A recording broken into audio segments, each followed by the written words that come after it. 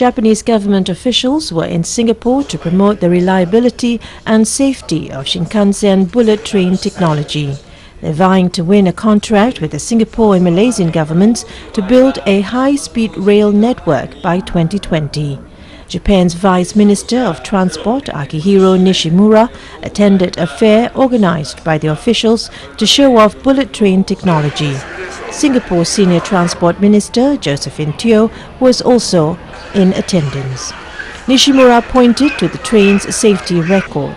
He said there hasn't been a single fatality since Japan launched the high-speed technology 50 years ago. An executive from East Japan Railway said the Shinkansen system is highly efficient and easy to maintain and manage. Teo later tried out a Shinkansen simulator. China and European countries are also competing for the project.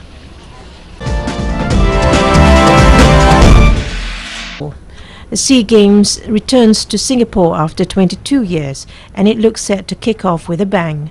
It's slated to be the largest and most spectacular event at the National Stadium to date. The opening ceremony of the 28th SEA Games on June 5th this year will feature over 5,000 performers and volunteers. The opening ceremony will feature an extensive aerial system which will enable performers and props to fly in a stadium for the first time in Singapore. The props include 5 puppets. They are the hornbill, turtle, carp, lion and dragon. 160 multimedia projectors will also be used to create the largest high-definition floor projection at the new stadium. And that's not all. The audience will also be involved. The eye of the storm, I'm standing still. What we have is an audience interaction system which every single member of the audience will be given an LED medallion. So it's like this, and it sits and you can hang it around your neck. And what it is that it's remotely operated, and it turns the entire audience into a giant LED video wall. So you can display graphics, and the audience gets to be part of anything from clouds. So they get to be clouds, they get to be numbers, they can be, alphabets, they can be flowers, they can be birds, they can be anything. Lim Teck Yin, chairman of the Singapore SEA Games Organising Committee, said, "I hope people will come in anticipation." I hope people will come in anticipation. I hope that after they've watched the show, they will feel a sense of pride, they will feel a sense of connection, and most importantly, they will say, I'm going to watch everything else for the next weeks. Priority sale of tickets to the opening and closing ceremonies has started. Prices for the opening ceremony range from $12 to $60, while those for the closing ceremony, which will be on June 16th, are from $12 to $40.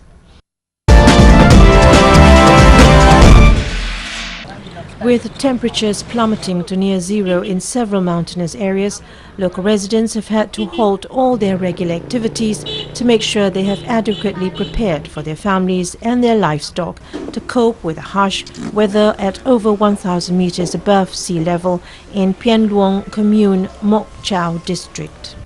Lai Van Hunt, resident Mok Chau District, Son La Province, says they wrap themselves in cotton blankets. Cattle are also given their own blankets to fight off the cold. Every family has a fire in the middle of their house to cope with the cold. The families most worried are those with children. Luang Thi Hunt resident Mok Chau District, Son La Province, said children don't have a strong immune system to deal with the cold. They are worried that they won't have enough dry clothes to keep them warm. The northern provinces have seen temperatures plunge as low as 2 degrees Celsius with highs of just 10 degrees. Coupled with the wet weather, these conditions have made daily life difficult, and as the area has been blanketed with fog for the past few weeks, sunshine has been a rare occurrence. Despite, however, the unpleasant weather, many hardy residents remain defiantly upbeat. A resident of Mok Chau District, Son La Province, says they are the people of the fog. They are used to the cold. The fire can warm everything. Agricultural production has been heavily affected as well, but on the upside, gatherings around the fireplace have become more common, bringing families closer together. Even in this fog and cold, the residents here can still find happiness and warmth through community bonding. Despite the many negative impacts associating with climate change, the agricultural sector can still benefit from the climate change if appropriate solutions are implemented. From the southern province of Bentre, let's take a look at a shrimp raising model in coconut farms. Doan's family is one of many households participating in the pilot program to raise blue-legged shrimps in existing coconut farms.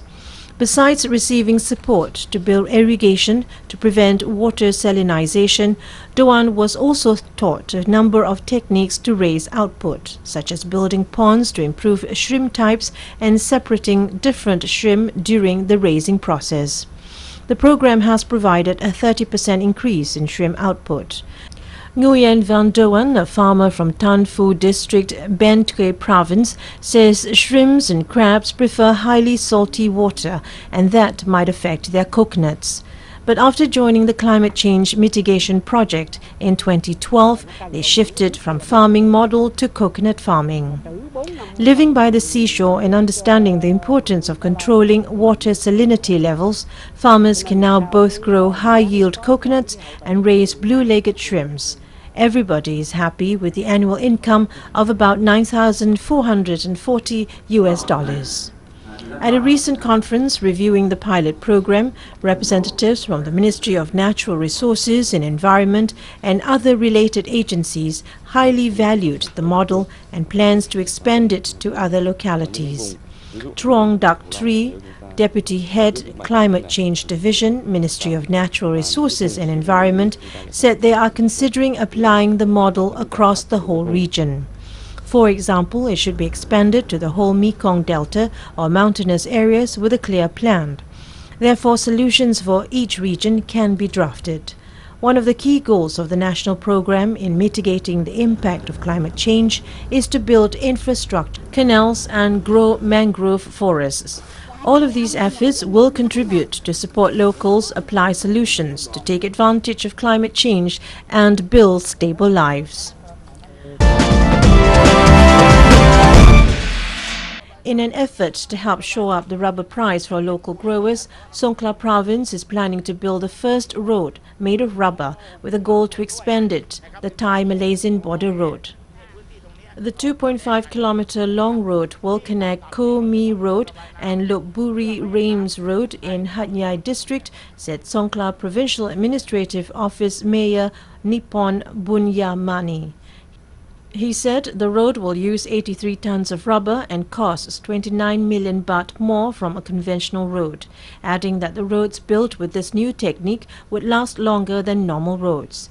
It is a way to help increase rubber demands in the country as local growers are suffering continuing prices decline since last year.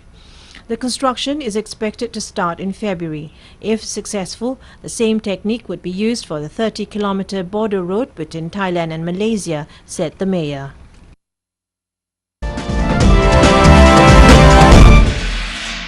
Rose growers in Tak are hopeful the price of roses during the Valentine's Day this year would be higher than last year.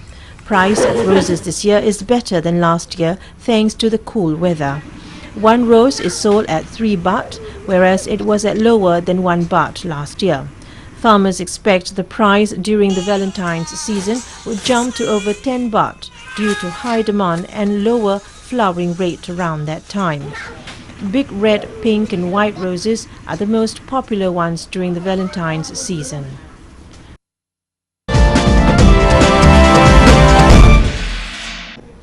Thailand and Japan agreed to build an east-west high-speed railway connecting Kanchanaburi in the west with the eastern province of Sa Kaeo.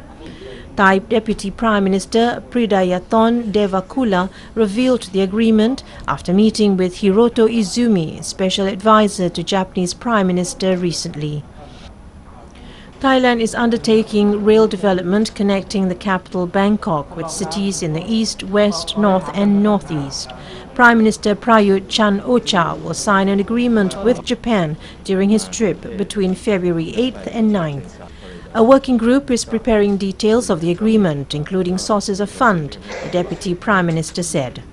Prayut government has focused on infrastructure development plans to try to revive the economy and support border trade. Late last year, Thailand signed a memorandum of understanding with China to construct two separate lines of 867 kilometers in the kingdom, starting in 2016.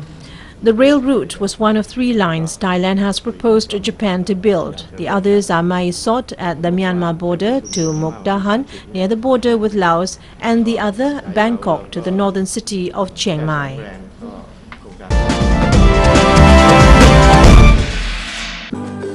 The message of environmental conservation has never been cuter.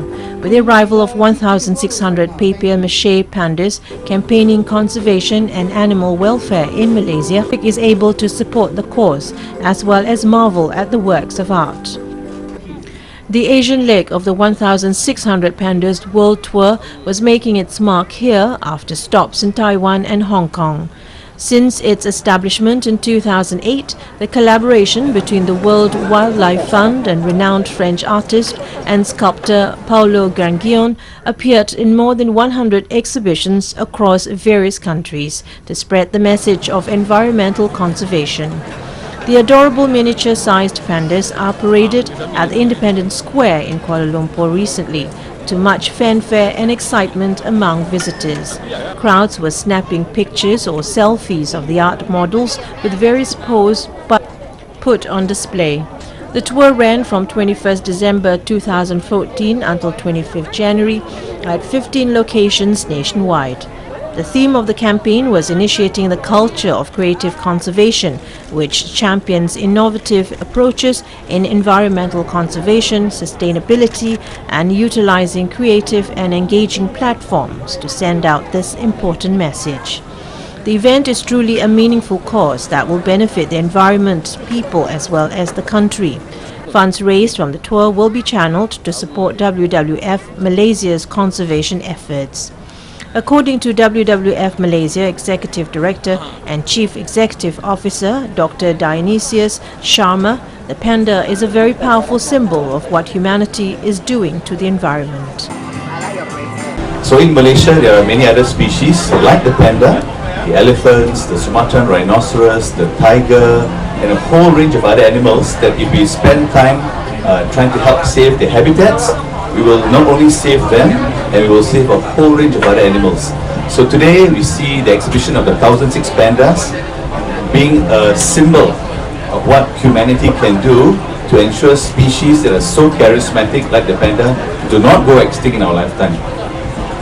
Dr. Sharma added it is essential for the public and private sectors to work together in the advocacy of animal and environmental conservations.